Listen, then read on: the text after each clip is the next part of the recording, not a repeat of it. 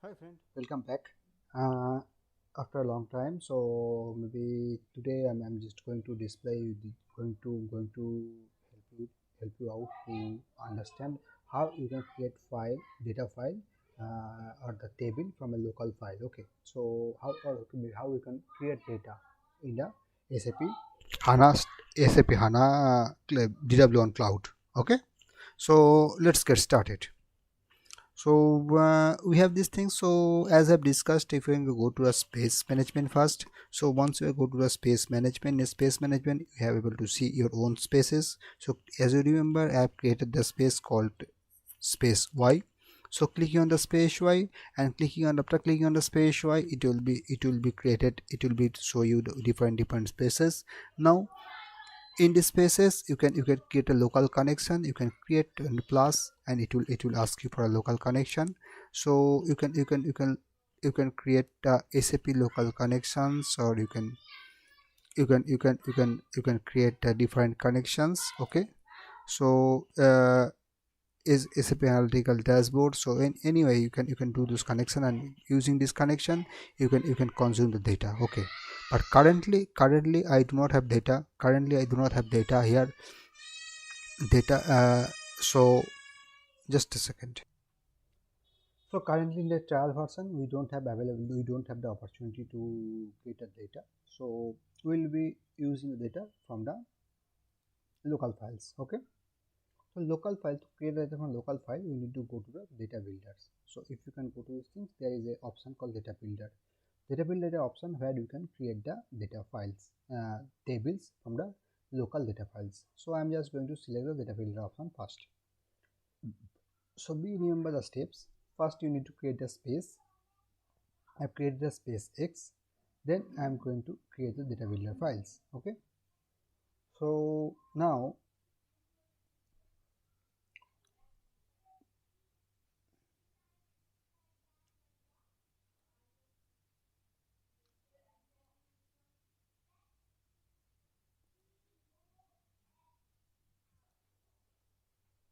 I'm going to data builder, and then see here the space X is available, space Y is not available. I want to create a space data in the space Y, but still space X is available, space Y is not available.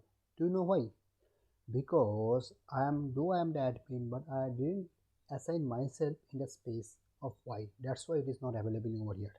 Now let's change these things. Okay, so let's go to the space Y in a user. So I just remove couple of users. Okay, and then I'm adding myself as a user. So let's add myself as a user. Okay, so I have add myself as a user, and now for the user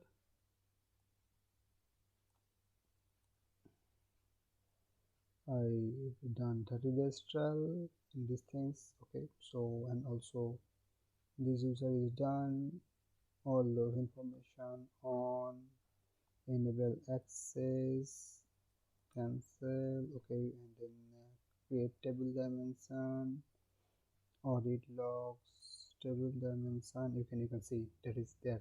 I remember, right? I've told you table dimension. So here it is it's showing the Gregorian calendar, and Android is there.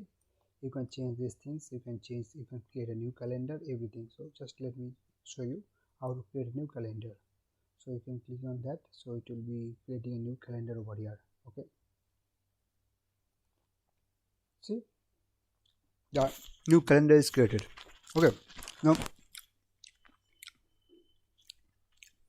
not like that. So maybe I can just need to check this again. So see, my name is saved. Okay, now I am going to data builder.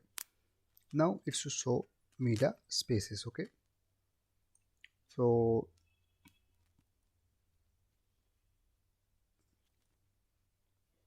say you can see, right, now the space Y is coming over here. Previously only space X was there, right? So space Y, once I'm assigning myself in the space Y, then as a user or developer, now it's available over here. Once you go into these things, I need to create a data files. Okay, so how to create data files? So this is the new entity model. Okay, but you need to create data files. So to create data files, we can just go to tables and then create a new tables.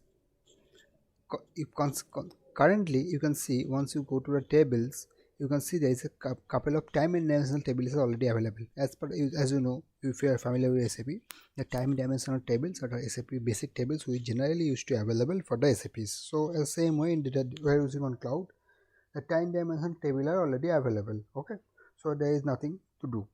Now I'm going to create a new table, so from our data file. So here I'm saying data file are provided by SAP, and you can have this thing, you can download. Once you can register for data warehouse on cloud, you can get this data file available. Okay, so once I click on this file, so it's going. Now we can clicking on the import. Okay, so here was some of the option where I can import this file. So hmm,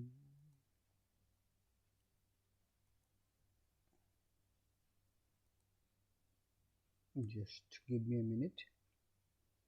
Hmm.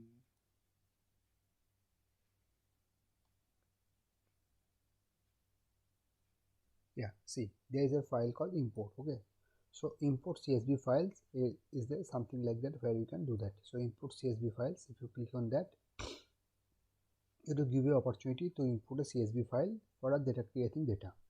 So see, select a source file. So I'm going to these things, and then I'm going to my desktop, and in desktop data warehousing the on cloud data files.